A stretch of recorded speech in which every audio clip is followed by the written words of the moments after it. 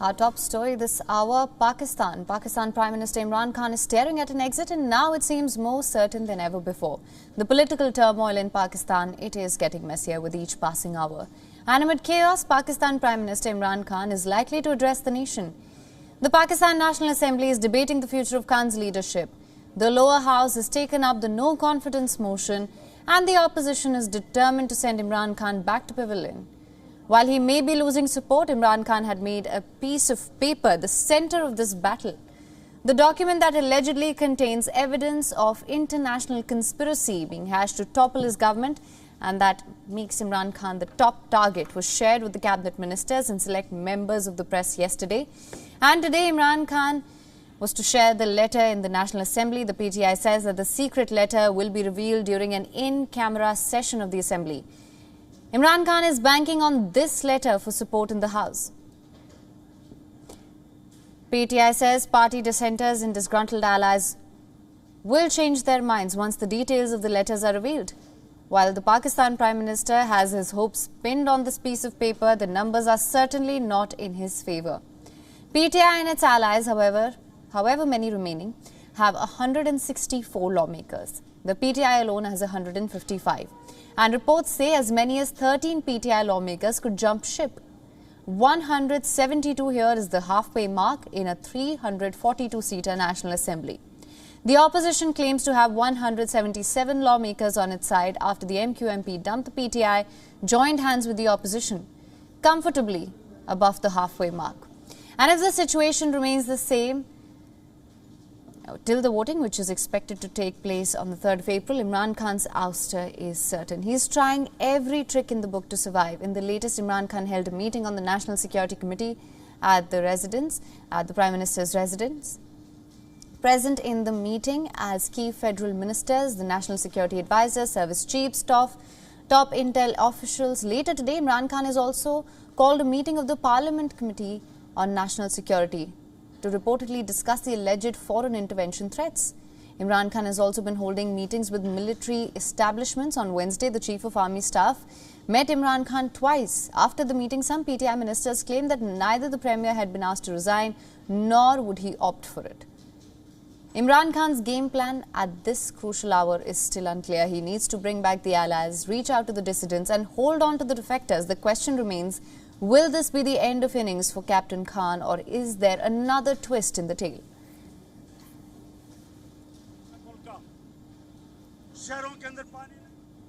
And for more on this, WION's Pakistan Bureau Chief Anas Mallick is joining us live. Thank you so much for joining us. He's currently outside the Parliament. Anas, what is the latest on this? Well, Haim, the National Security Committee's meeting is currently ongoing.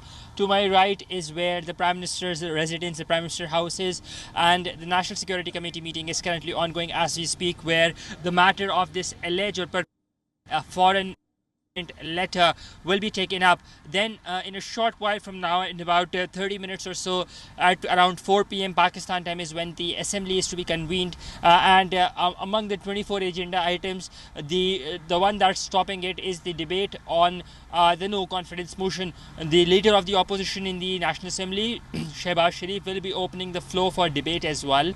And after that, at around 6 p.m. Pakistan time is when the Parliamentary Committee on National Security is to meet again. Not just that, the Pakistani Prime Minister Imran Khan is also to address the nation tonight. Key address there or after a series of key meetings that are being held.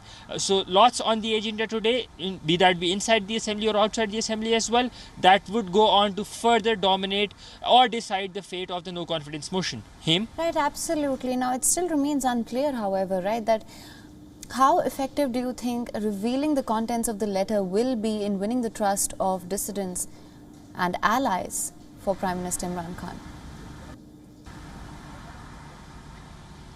Well, it depends upon the contents of the letter. What we've understand and what we have picked up from our sources is that the Pakistani ambassador was demarched by the U.S. State Department just ahead of his farewell, and the language that was used in that demarch that was certainly unceremonious and not so diplomatic. That is what has been reported by the Pakistani media, by the Pakistani press at large, though the State Department at the same time has denied any sending a direct letter. So what this letter is being talked about is more of a cable that has been presumably written by the Pakistani ambassador in the United States to the Pakistani Ministry of Foreign Affairs and the Pakistani government.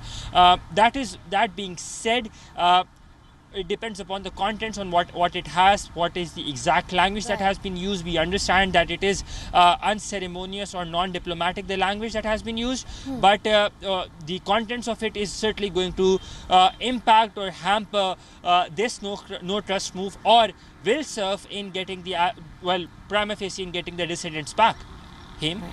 All right, Anas, thank you so much for bringing us all the latest on this. We will continue to monitor the situation very closely.